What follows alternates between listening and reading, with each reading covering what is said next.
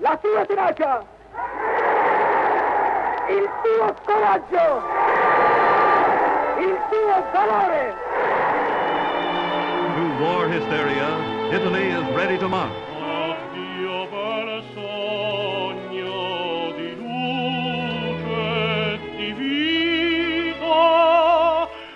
10th of June, 1940. Italy is at war. Outside in the city squares, you can hear the cheers and excitement. Inside in the homes, the cries and terror. Mothers hold their children as they prepare to leave for battle. Wives embrace their husband. Few words are said. Any one of them might be the last. On the radio, the voice of Beniamino Gigli sings Addio bel sogno di luce e di vita. Farewell, sweet dream of light and life.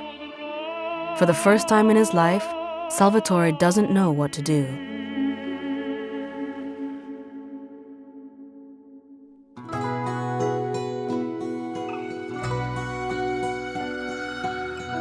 This is the story of Salvatore Ferragamo, Shoemaker of Dreams. A podcast series from Cora Media for Museo Ferragamo.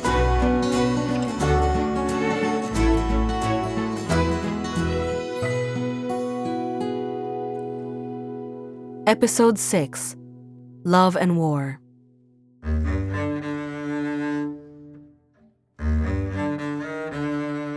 My workmen were called to the colors until only 50 remained. Supplies of materials first dwindled and then ceased. I was ordered to produce shoes for the war effort. I produced shoes for the war effort as best as I could, but it was a mechanical work. There was nothing for the real me to do anymore. No creating, no designing, no beautiful materials, no crippled feet to ease. Yet I saw my business collapse almost without noticing it, certainly without caring. What did the fate of my business matter when men, women, and children were suffering and dying in their homes and on the battlefields of the war? In 1940, Salvatore is 42 years old. He's been exempted from the army. He can no longer work, nor can he create. His talent is useless. When it comes to the horrors of war, he feels terribly alone. Salvatore realizes that for his entire youth, he strived for his project, but he ignored his deepest desire, that of building a family. Now I knew suddenly and overwhelmingly that my life was empty of all the things that really mattered. I wanted to be married if only there was a girl in Italy to whom I could give my love and who would reciprocate it. In the summer of 1940, Salvatore is at Bonito, his hometown. He's having lunch with his uncle, the same priest Alessandro who 30 years earlier helped him open his shop. Over the years, the uncle was full of advice for his nephew, and he often encouraged him to find a wife. He even attempted to play matchmaker to several eligible girls, but Salvatore was always too focused on his work. He would often say that he wouldn't have the time to court them properly, but more realistically, he was aware that none of them were right for him.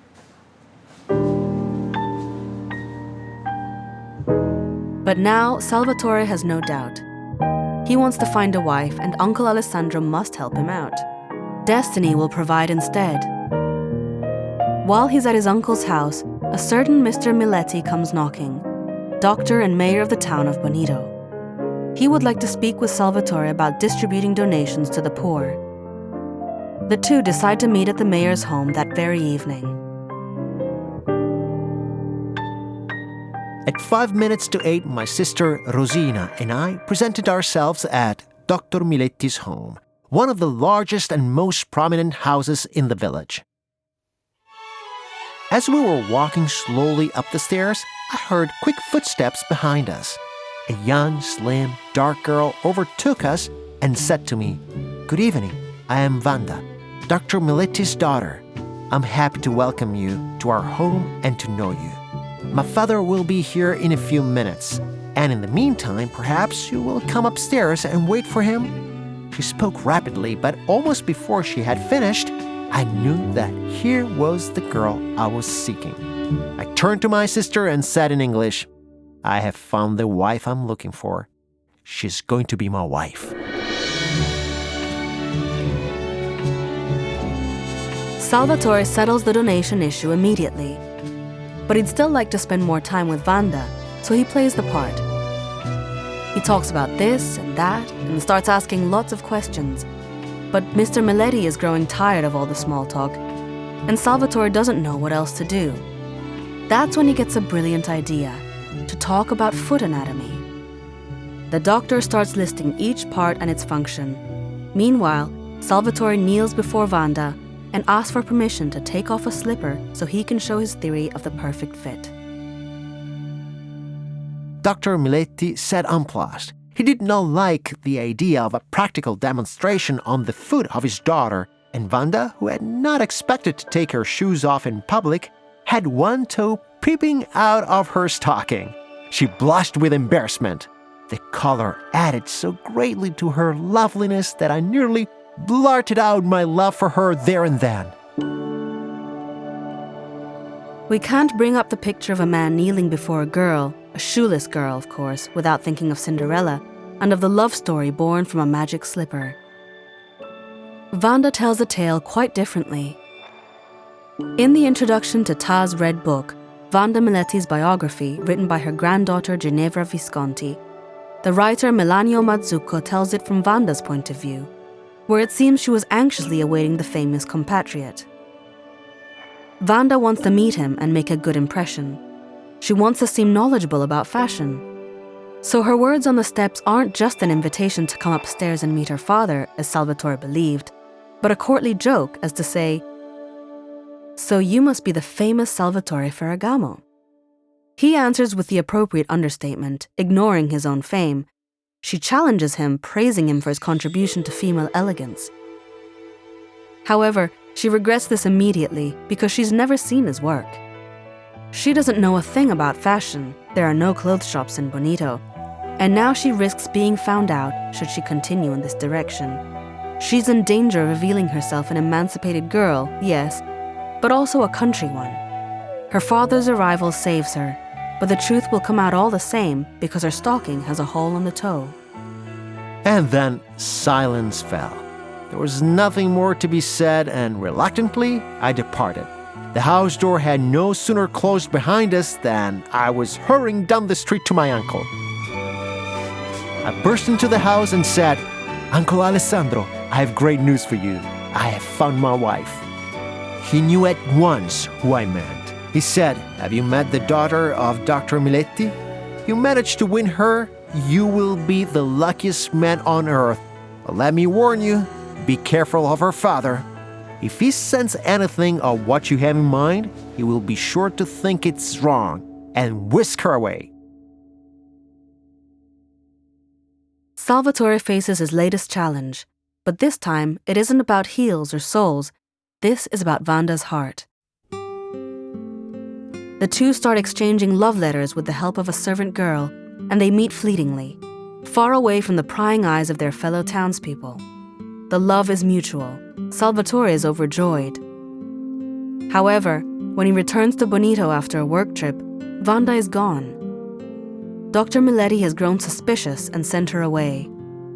Salvatore is a gentleman, so he never tells us how he convinced the father for her hand in marriage, but Wanda informs us that the problem was that in the eyes of the doctor, Salvatore was still just a shoemaker, not worthy of her. Salvatore will have to bring the doctor to Florence and show him the Palazzo Spini-Ferroni as well as the beautiful villa of Forte dei Marmi that he's just bought for his holidays. It's only then that it becomes clear that it's actually the doctor who's the lesser party.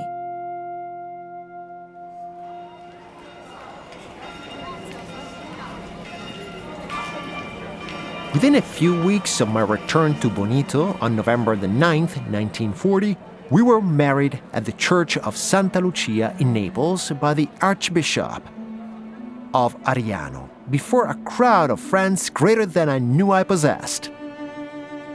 At 4 o'clock in the afternoon, we slipped away to our honeymoon hotel at Sorrento. And that night, From our window, we saw the fireworks of war as Allied planes attacked Naples.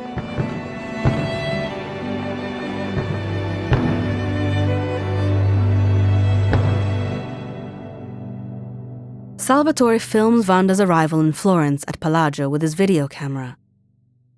Melania Mazzucco recalls those extraordinary shots, which are both private memories and a tableau of the time.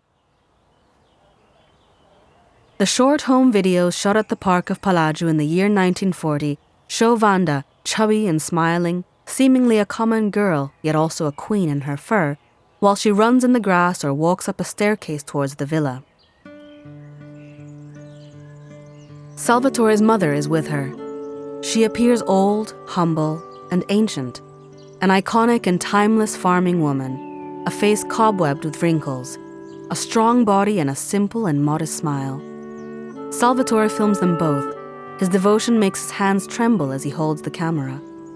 The entrepreneur, the genius, is a sweetheart. The war dragged on. I spent most of my time with Wanda and, as they came along, with the children, for now my work was almost exclusively devoted to research into substitute materials. During the war, production and sale of footwear is rigorously controlled.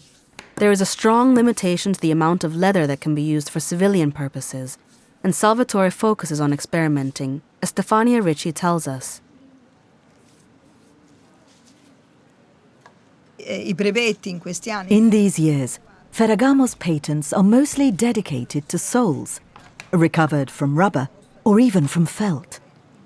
He calls it reinforced felt, to give the idea that this is the same felt used for hats, but reinforced for shoes.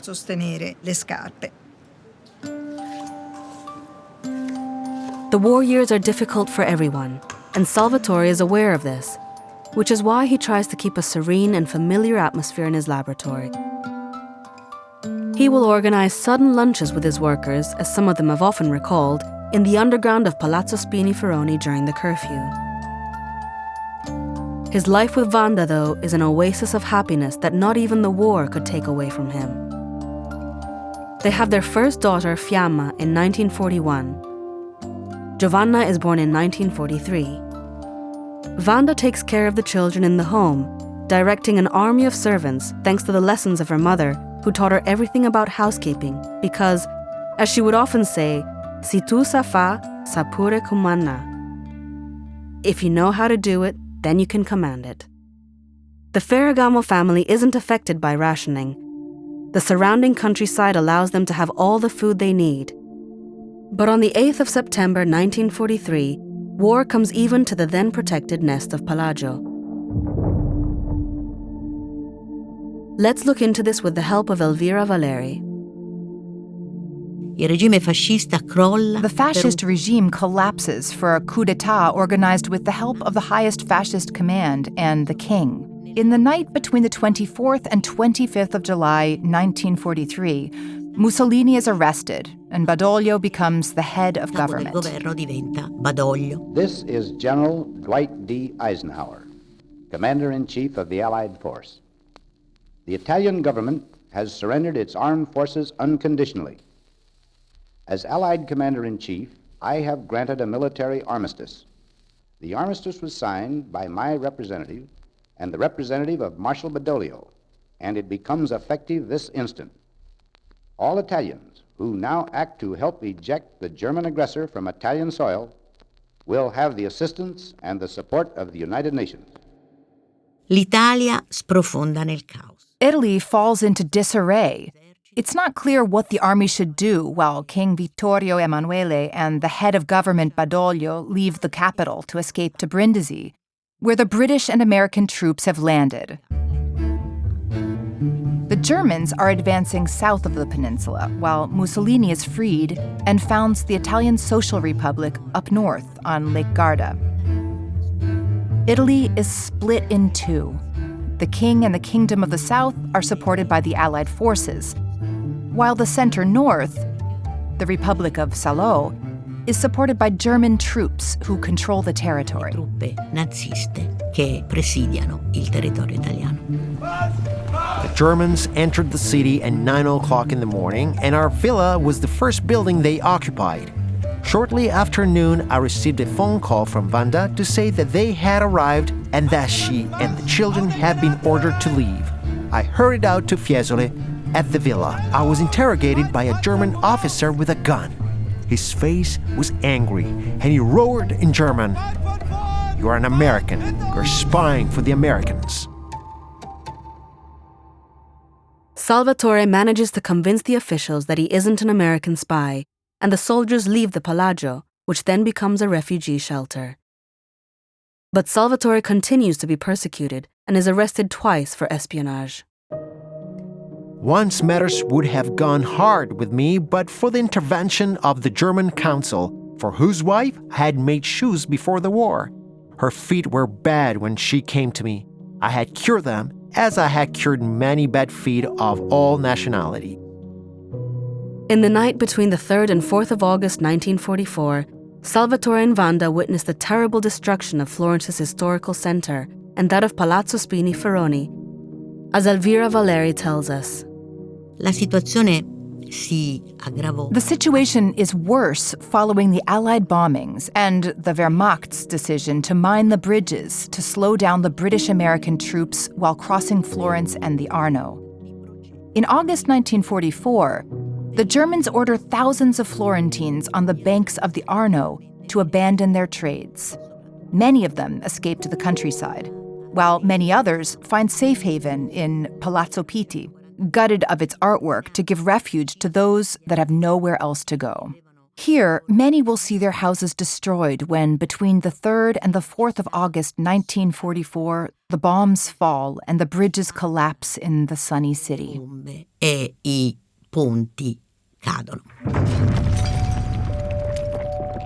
Next day, the Allies arrived. Although Florence was an open city, Fiesole was not included in the concession, and toward evening, the Allied guns began bombarding the hills, in which German machine gun and artillery posts were strongly entrenched. Wanda and I and the children, with our guests, we now totaled 51 people, for many neighbors had sought the safety of the fortress walls, cowered unhappily in the cellars, sleeping as best as we could, stretched out one against the other for 3 days while the bombardment continued. Shells hit the wall of the villa, but the fabric of the framework stood up nobly.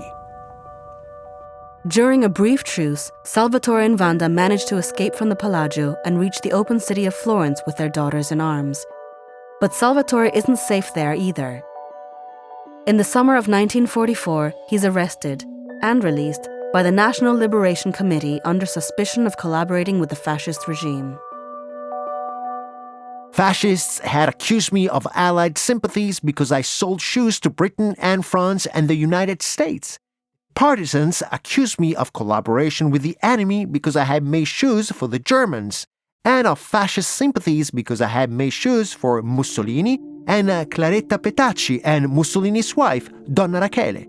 The Republicans accused me of monarchist sympathies because I had made shoes for the Queen of Italy and members of the royal family.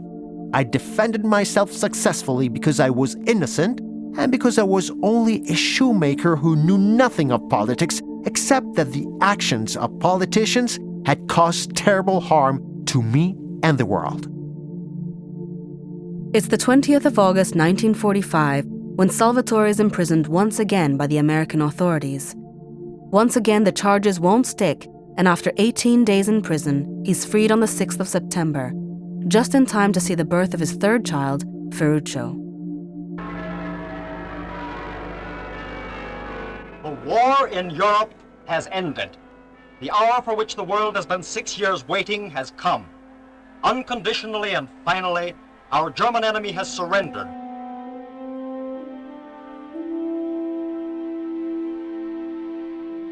The war is over. Now the world tends to its wounds. Everyone has lost something, and there's a general feeling of loss.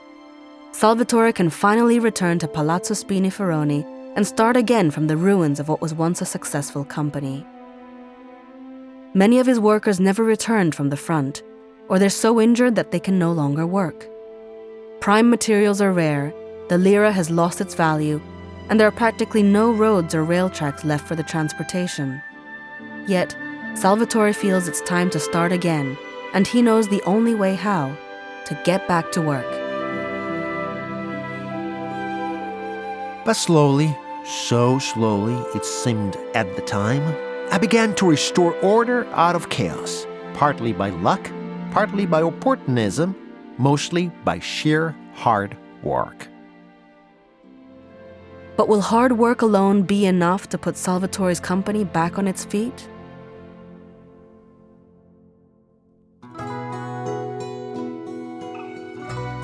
You have listened to a podcast by Cora Media for Museo Ferragamo. Written by Rosella Bettinardi. Editing by Davide Savelli. Executive producer is Lia Chiovari. English version translated by John Vincent Aquilecchia, with the participation of Stefania Ricci, Elvira Valleri. Voice of Salvatore Ferragamo, Eric Alexander. Narrator, Caterina Yuca Sforza. Voice of Stefania Ricci, Liliana Oliveri. Voice of Elvira Valleri, Jenny Elizabeth Kuehl. For Museo Ferragamo, editorial supervision by Stefania Ricci and Ludovica Barabino. Editorial coordination by Paola Gusella. Sound and music supervision by Luca Micheli. Post-production and sound design by Mattia Licciotti. Sound engineer Luca Possi.